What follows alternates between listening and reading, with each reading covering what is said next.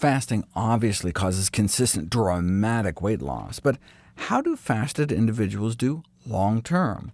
Some research groups reported extremely disappointing results. Here's what they saw. Average subjects started out at about 270 pounds, and in the 6 months before the fast continued to gain weight, as obese persons tend to do. Then after 24 days of what they called inpatient starvation, a dramatic 27-pound weight loss. Then what do you think happened? They gained it all back, and more.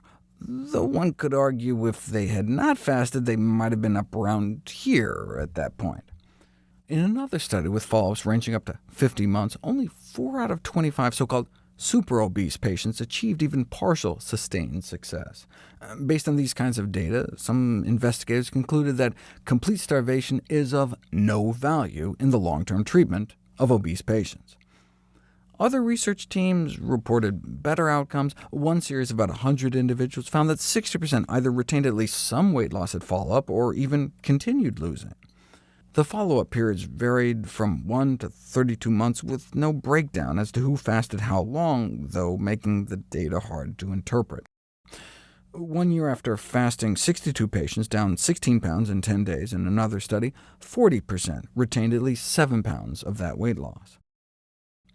Put 6 such studies together, and hundreds of obese subjects fasted for an average of 44 days, lost an average of 52 pounds, and around 1 or 2 years later, 40% retained at least some of that weight loss.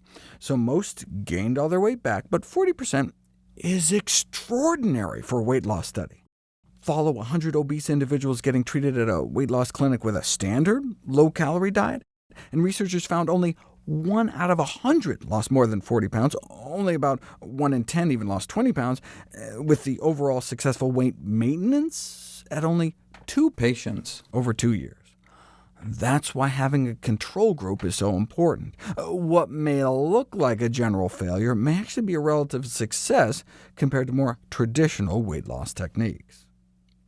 Researchers new to the field may find it clearly disappointing that a year later 2/3 were failures, with more than a third regaining all their weight they had initially lost, but 12% were labeled successes, maintaining 59 pounds of weight loss 2 years later. They lost massive amounts of excess weight and kept it off. In a direct comparison of different weight loss approaches at the same clinic, 5 years after initiating a conventional low-calorie approach, only about 1 in 5 was down 20 pounds, compared to nearly half in the group who instead had undergone a few weeks of fasting years previously. By year 7, most of those instructed on daily caloric restriction were back to or had exceeded their original weight, but that was only true of about 1 in 10 of the fasted group. In an influential paper in the New England Journal of Medicine on 7 myths about obesity, fallacy number 3 was that large, rapid weight loss is associated with poorer long-term weight loss outcomes as compared with slow, gradual weight loss. In reality, the opposite is true. The hare may end up skinnier than the turtle.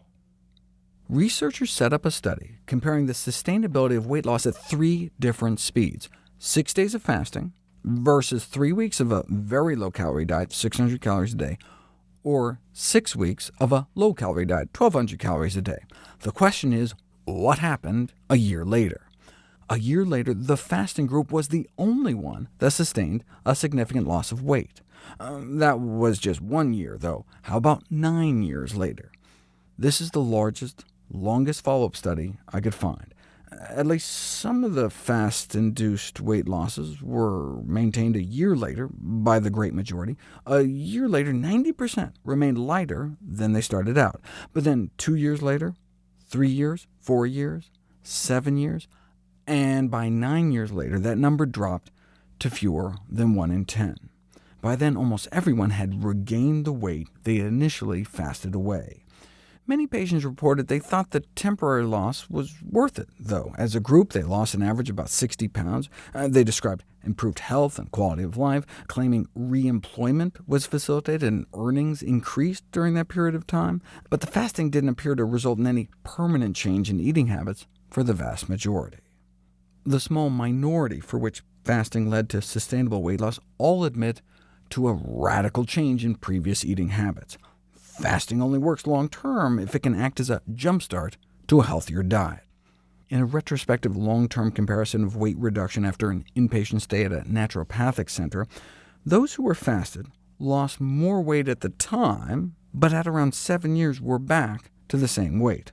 No surprise, since they reported returning to the same diet they were on before.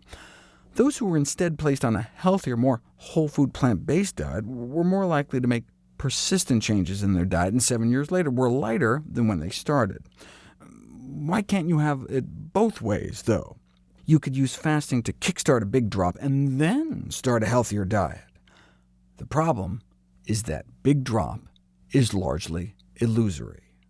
Fasting for a week or two can cause more weight loss than calorie restriction, but paradoxically it may actually lead to less loss of body fat.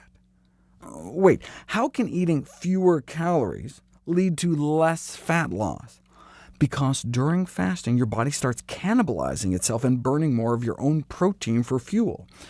Emperor penguins, elephant seals, and hibernating bears can survive just burning fat without dipping into their muscles, but our voracious big brains appear to need at least a trickle of blood sugar, and if we're not eating any carbohydrates, our body is forced to start turning our protein into sugar to burn.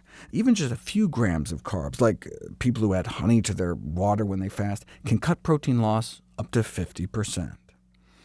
What about adding exercise to prevent loss of lean tissues during a fast? It may make it worse. At rest, most of your heart and muscle energy needs can be met with fat. But if you start exercising, they start grabbing some of the blood sugar meant for your brain, and your body may have to break down even more protein. Less than half of the weight loss during the first few weeks of fasting ends up coming from your fat stores. So even if you double your daily weight loss on a fast, you may actually be losing less body fat. An NIH-funded study placed obese individuals on an 800-calorie-a-day diet for 2 weeks, and they steadily lost about a pound of body fat a day. Then they switched them to about 2 weeks of 0 calories, and they started losing more protein and water, but on average only lost a few ounces of fat a day. When they were subsequently switched back to the initial 800 calories a day for a week, they rapidly replaced the protein and water, and so the scale registered their weight going up. But their body fat loss accelerated back to the approximate pound a day. The scale made it look as though they were doing better when they were completely fasting, but the reality is that they were doing worse. So during the 5-week experiment, they would have lost even more body fat sticking to their calorie-restricted diet than completely stopping eating in the middle. They would have lost more body fat eating more calories. Fasting for a week or two can interfere with the loss of body fat rather than accelerate it.